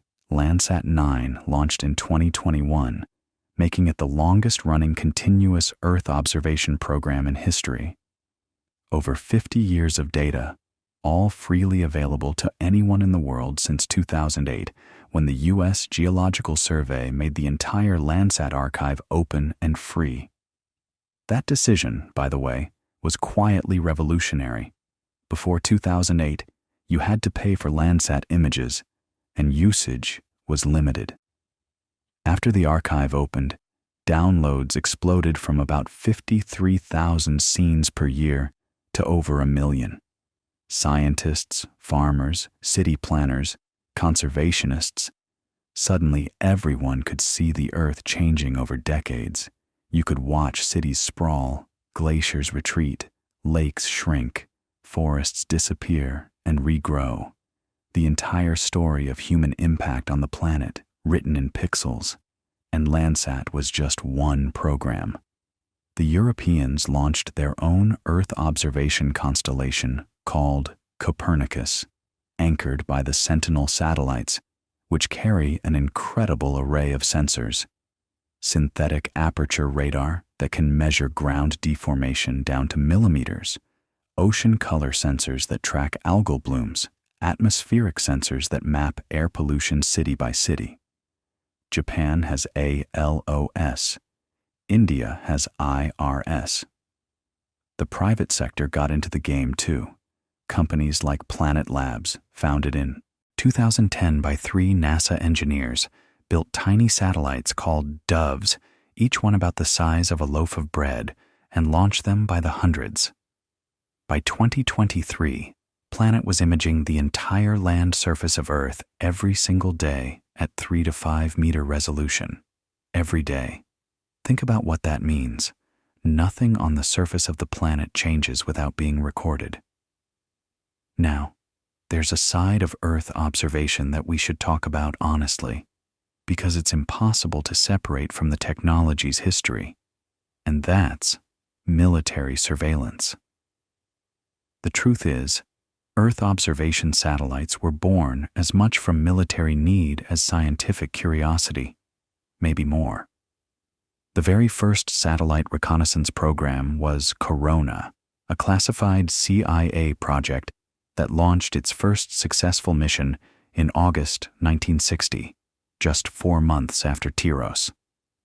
Corona satellites carried film cameras, actual film on rolls, that would photograph Soviet military installations from orbit. When the film was exposed, the satellite would eject a re-entry capsule, which would descend on a parachute, and a specially equipped aircraft would snag it in mid-air over the Pacific Ocean. It sounds like something out of a spy novel, but it worked. A single Corona mission could photograph more Soviet territory in one pass than all previous U-2 spy plane flights combined. The program ran until 1972 and was so secret that its existence wasn't officially acknowledged until 1995. The resolution of those early Corona cameras was about 40 feet, roughly 12 meters, which was good enough to spot airfields, missile silos, and naval bases, but not good enough to read license plates or anything like that. Later, military satellites improved dramatically. The KH-11 series, first launched in 1976, used digital imaging instead of film return, and their resolution is classified but widely estimated to be around 10 to 15 centimeters, sharp enough to identify individual vehicles, equipment, even people. In 2019, President Trump accidentally confirmed something about their capabilities when he tweeted a satellite image of a failed Iranian rocket launch that was so detailed, analysts immediately recognized it as coming from a classified reconnaissance satellite. The image showed scorch marks on a launch pad with stunning clarity. The military and civilian sides of Earth observation have always been intertwined, feeding technology back and forth. The digital imaging sensors that make your phone camera work trace their lineage partly to spy satellite technology. The image processing algorithms that let Google Earth stitch together a seamless view of the planet evolved from intelligence analysis tools. And the fundamental question, how do you extract useful information from an image taken hundreds of miles away, is the same whether you're monitoring crop health or tracking troop movements. But let's come back to something more peaceful, because one of the most profound things Earth observation satellites have done is transform our understanding of climate. And this is where the story connects to something that affects every single person listening to this right now. Before satellites, we had scattered ground measurements of temperature, rainfall, sea level, ice coverage. Good data in some places, terrible data in others, and almost nothing over the oceans. Satellites changed that by giving us consistent, global, continuous measurements of things that matter enormously.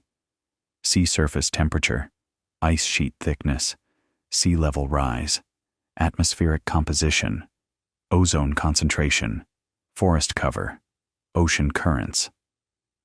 The discovery of the Antarctic ozone hole in 1985 by scientists using ground instruments was confirmed and mapped in its full terrifying extent by NASA's Nimbus 7 satellite, which had been measuring ozone since 1978. Without that satellite data showing the hole's true size and shape, the political will to ban chlorofluorocarbons through the Montreal Protocol might never have materialized. Satellites literally helped save the ozone layer by making the invisible visible. And today, missions like NASA's GRACE and GRACE-FO satellites measure changes in Earth's gravitational field so precisely that they can detect the mass of water being lost from ice sheets, the depletion of underground aquifers, even the weight of flood water accumulating in a river basin. These satellites fly in pairs, about 220 kilometers apart, and they measure the distance between themselves using microwave ranging accurate to within a micrometer.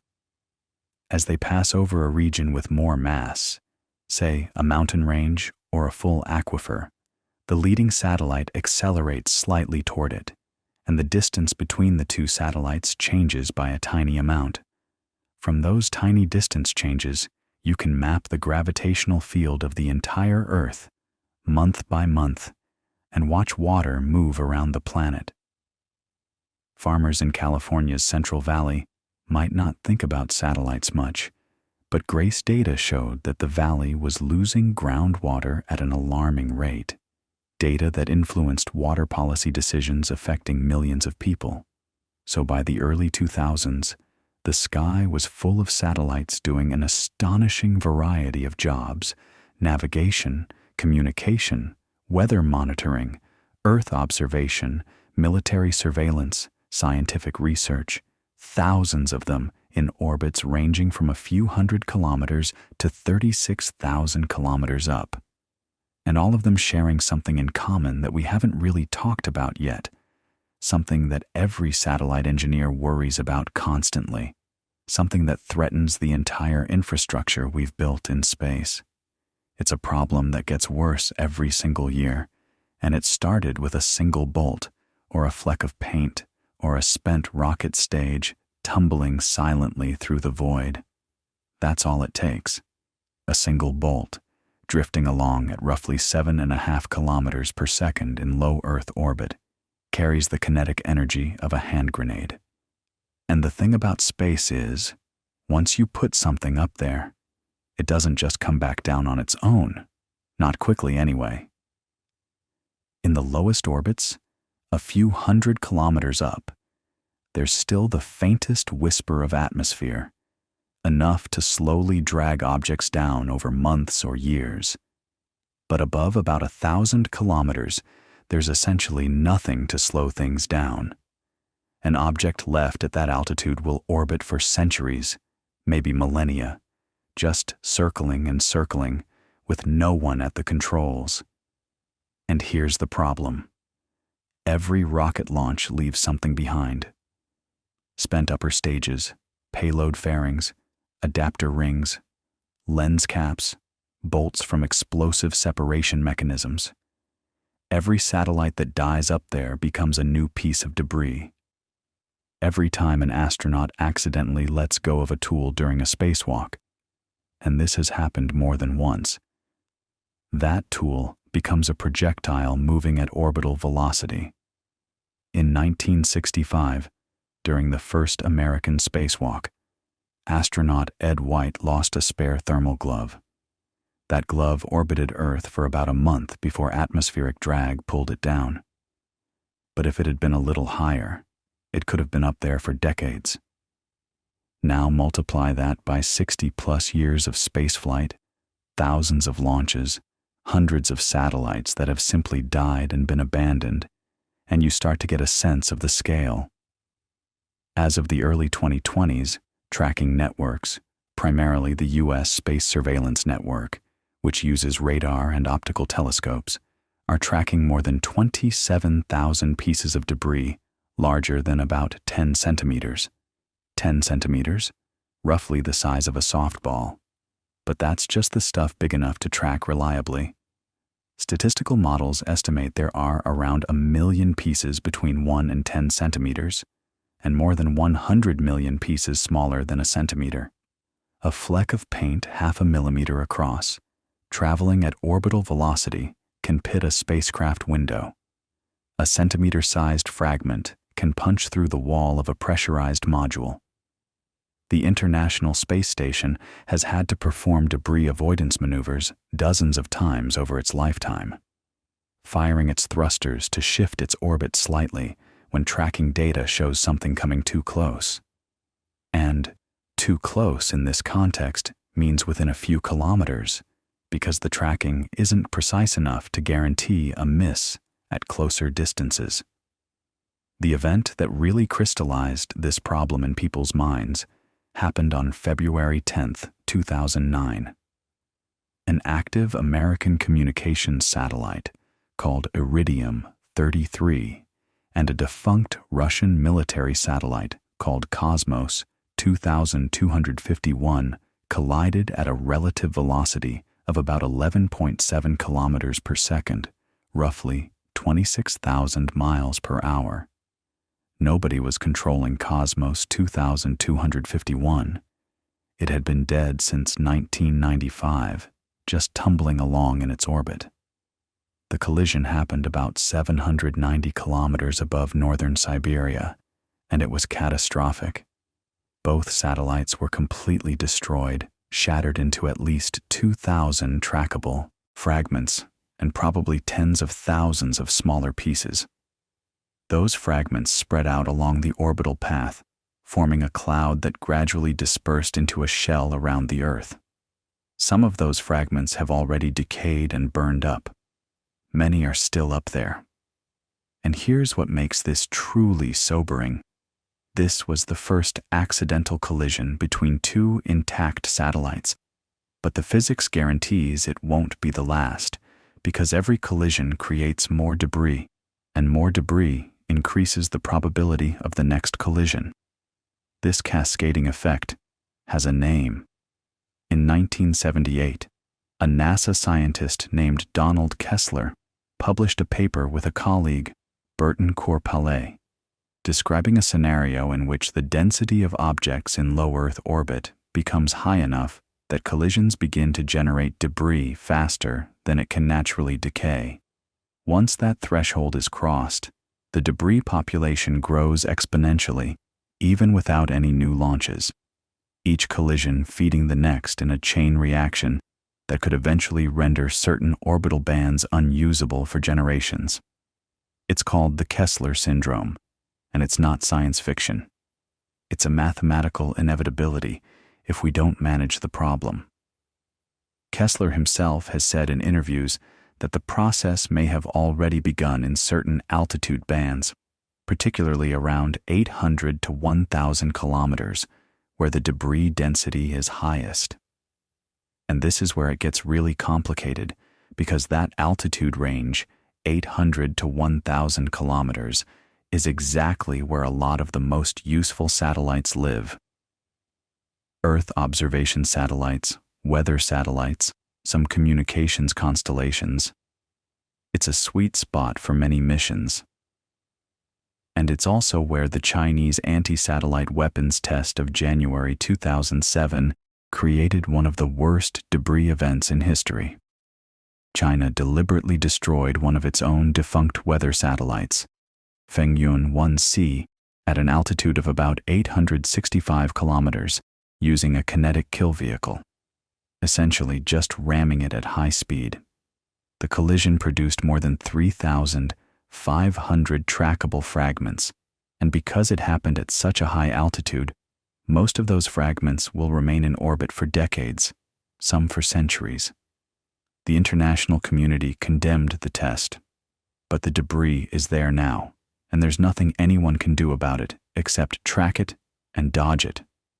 So how do you deal with this? Well, there are really two sides to the problem: mitigation and remediation.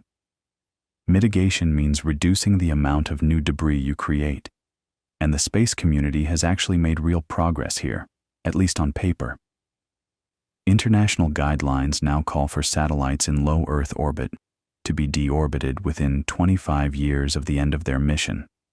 That means either using remaining fuel to lower the orbit until atmospheric drag pulls the satellite down, or deploying some kind of drag enhancement device, a sail for instance, that increases the cross-sectional area and speeds up the decay. For geostationary satellites, remember, the rule is to boost up into a graveyard orbit, because deorbiting from 36,000 kilometers would require an enormous amount of fuel. These guidelines aren't legally binding under international law, but major space agencies and many commercial operators follow them voluntarily. The compliance rate, though, is far from perfect. Estimates suggest that only about 60 to 70% of missions actually meet the 25-year deorbit guideline. Remediation, actually removing debris that's already up there, is a much harder problem. Think about it. You need to rendezvous with an object that's tumbling unpredictably, that wasn't designed to be grabbed, that has no docking port, no handles, nothing. And you need to do it at orbital velocity without creating more debris in the process. Several concepts have been proposed and some are being tested. The European Space Agency's Clear Space 1 mission, planned for the mid-2020s, aims to capture a spent payload adapter using a four-armed robotic gripper and drag it down into the atmosphere. Japan's Astroscale has tested a satellite called ELSA-D that uses magnetic docking plates. But of course, that only works if the target satellite was equipped with a compatible plate before launch. For uncooperative targets, ideas range from harpoons to nets to laser ablation, where you use a ground-based or space-based laser to gently vaporize material on one side of a debris object, creating a tiny thrust that gradually lowers its orbit. Each approach has its own engineering challenges, and none of them are cheap. The cost of removing even a single large piece of debris is estimated in the tens of millions of dollars. And now layer on top of all this the mega constellation phenomenon. When we talked about GPS, that was 24 satellites. The original Iridium constellation was 66.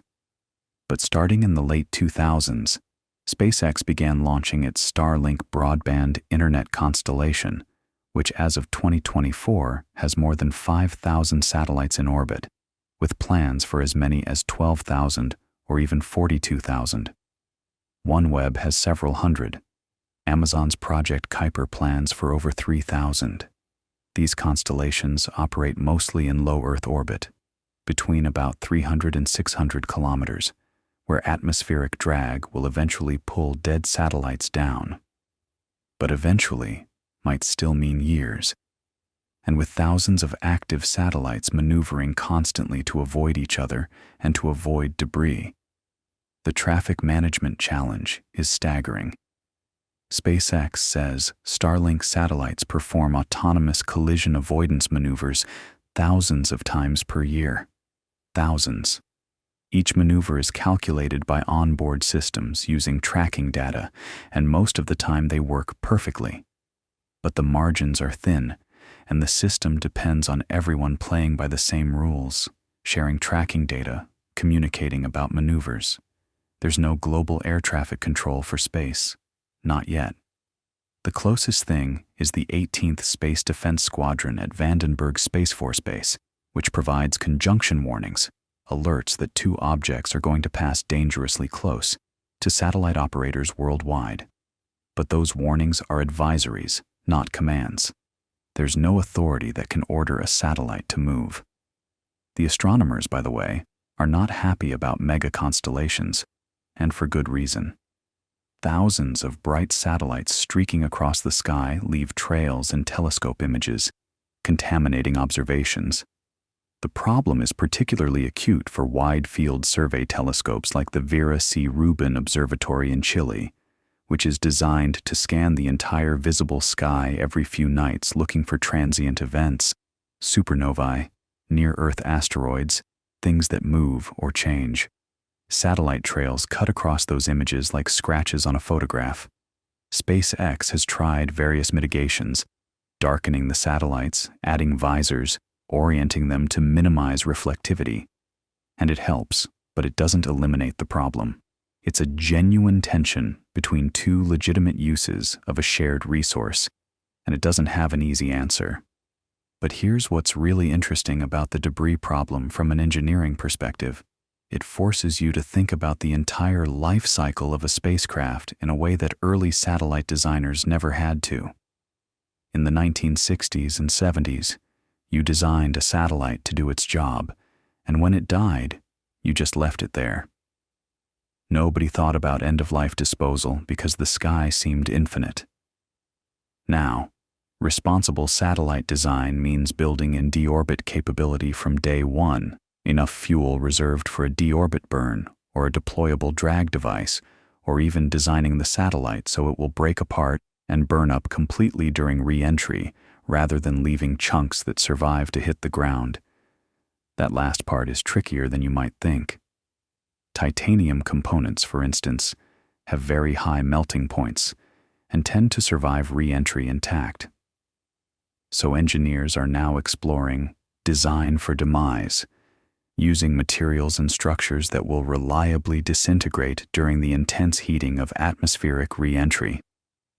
It's a complete inversion of the usual engineering instinct, which is to make things as strong and durable as possible.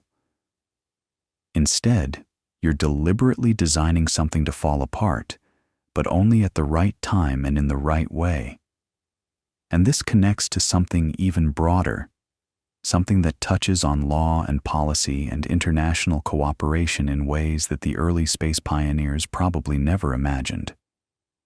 The Outer Space Treaty of 1967 established some basic principles. Space is free for all nations to explore.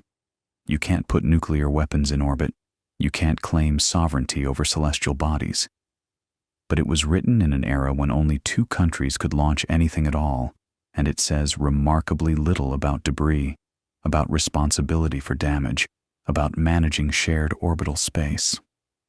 The Liability Convention of 1972 says a launching state is liable for damage caused by its space objects, and it's been invoked exactly once, when the Soviet Cosmos 954 satellite carrying a nuclear reactor broke up over northern Canada in 1978 and scattered radioactive debris across a vast stretch of the Northwest Territories.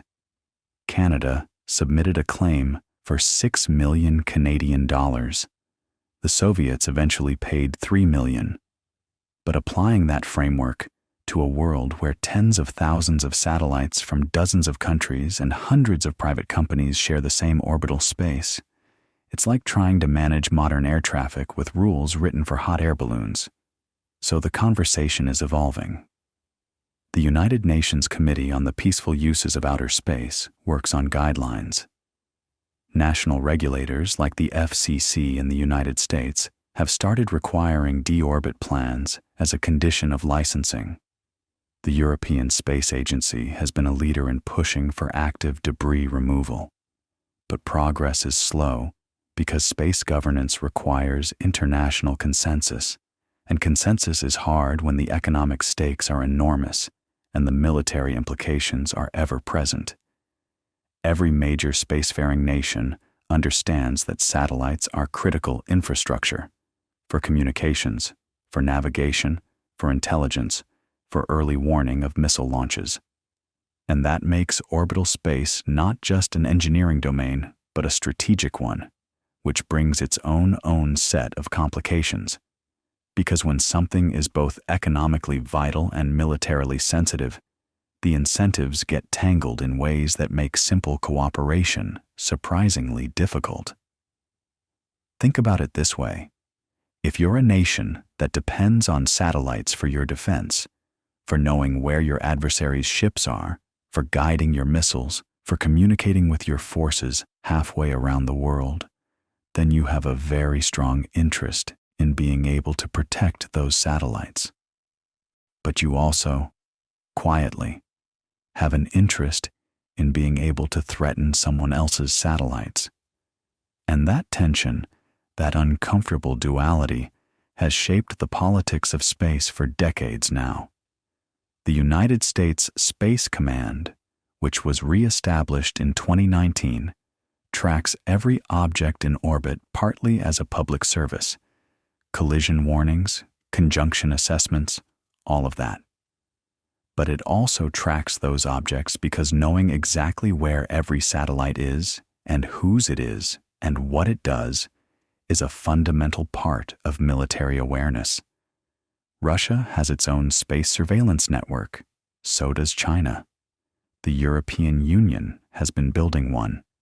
And each of these systems exists in this dual-use gray zone, where the same radar that warns you about debris can also tell you exactly where to aim if you ever wanted to take out a rival's reconnaissance satellite. This is where the story of satellites gets genuinely uncomfortable, and it's worth sitting with for a moment. In 2007, as we talked about, China destroyed one of its own weather satellites with a ground-launched missile. That test created thousands of pieces of debris, and it was widely condemned. But it also sent a message: we can do this. The United States had demonstrated similar capability decades earlier, and did so again in 2008 when it shot down a malfunctioning spy satellite called USA-193 using a modified ship-based missile, officially to prevent its hydrazine fuel tank from surviving re-entry and posing a hazard on the ground. Russia conducted its own anti-satellite test as recently as November 2021, destroying a defunct Soviet-era satellite called Cosmos 1408 and generating over 1,500 pieces of trackable debris, some of which threatened the International Space Station badly enough that the crew had to shelter in their return vehicles. India tested an anti-satellite weapon in 2019, destroying a satellite in low orbit in what it called Mission Shakti. So here we are. 4 nations have now demonstrated the ability to physically destroy satellites in orbit. And that's just the kinetic approach, the brute force method. There are subtler ways to interfere with satellites that don't leave debris fields. You can jam their signals. You can dazzle their optical sensors with ground-based lasers. You can cyber-attack their ground control systems. You can maneuver a satellite close to someone else's and just inspect it, shadow it, make them nervous. Russia has conducted several such rendezvous and proximity operations, moving satellites like Cosmos 2542 and its sub-satellite Cosmos 2543 close to American reconnaissance satellites in ways that the U.S. Space Command publicly called out as unusual and potentially threatening. These are the kinds of activities that don't make headlines the way a missile test does, but they're arguably more significant for understanding how space competition actually works day to day. And here's the thing that ties this back to everything we've been talking about all night. Every one of these activities, the testing, the maneuvering, the jamming, happens in the same orbital environment where all those commercial satellites live, where GPS works, where your weather forecasts come from, where the International Space Station orbits with people inside it. There's no separate military orbit and civilian orbit. It's all one shared space, governed by physics that doesn't care about your intentions. A piece of debris from an anti-satellite test doesn't distinguish between a military target and a Starlink satellite bringing internet to a school in rural Kenya. Kessler syndrome, if it ever cascades, won't respect national boundaries or military alliances. So the challenge of the next few decades isn't just technical. It's political, it's legal, it's philosophical. How do you create rules for a domain that no one owns, but everyone needs? How do you verify compliance when satellites are small and orbits are vast, and you can't exactly send inspectors up there? How do you balance transparency, which helps with debris tracking and collision avoidance, against secrecy, which every military in the world considers essential for its space assets?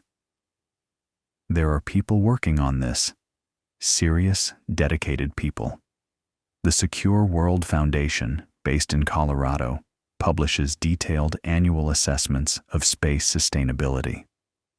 The Hague Institute for Global Justice has produced a set of building blocks for space resource governance. Academics and diplomats have proposed everything from a binding space traffic management treaty to voluntary codes of conduct to a space sustainability rating system, kind of like a credit score for satellite operators. Some of these ideas are gaining traction.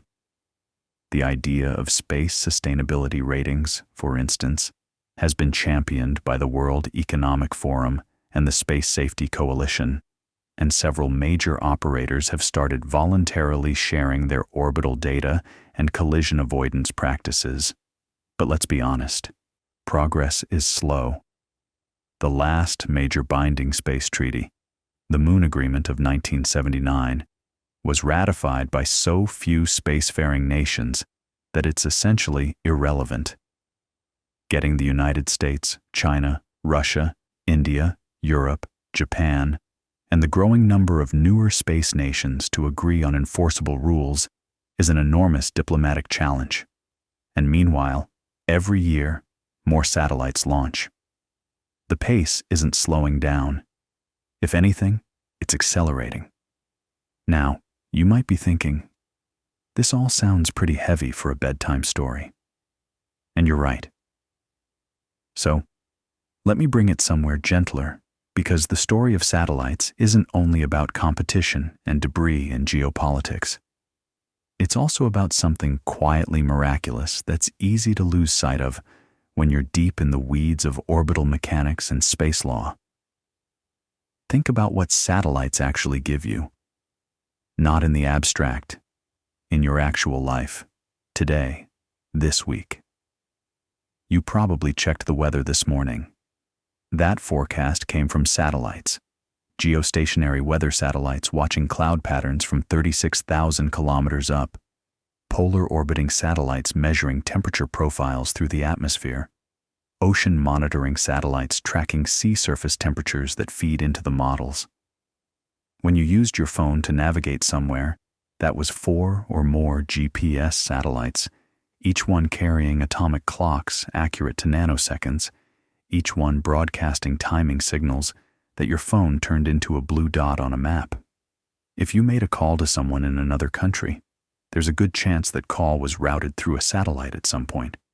If you watched the news and saw footage of a hurricane forming, or a wildfire spreading, or floodwaters rising, satellites. If scientists told you that the ice sheets are losing mass, or that global temperatures have risen by a specific amount, or that the ozone layer is recovering, satellites made those measurements possible. And here's what's really beautiful about it. Most of this is invisible to you. It works so well, so reliably, so continuously, that you never think about it. You don't look up at the sky and thank the constellation of satellites overhead. You just check your phone and know where you are. You just watch the forecast and decide whether to bring an umbrella. The engineering has become so good, so refined through decades of iteration and failure and learning, that it's disappeared into the background of daily life. And in engineering, that's the highest compliment. When something works so well that no one notices it's there, that's when you know the design is right. Think about the journey we've taken tonight. We started with the ancient Greeks, looking up at the sky and trying to make sense of the wandering lights.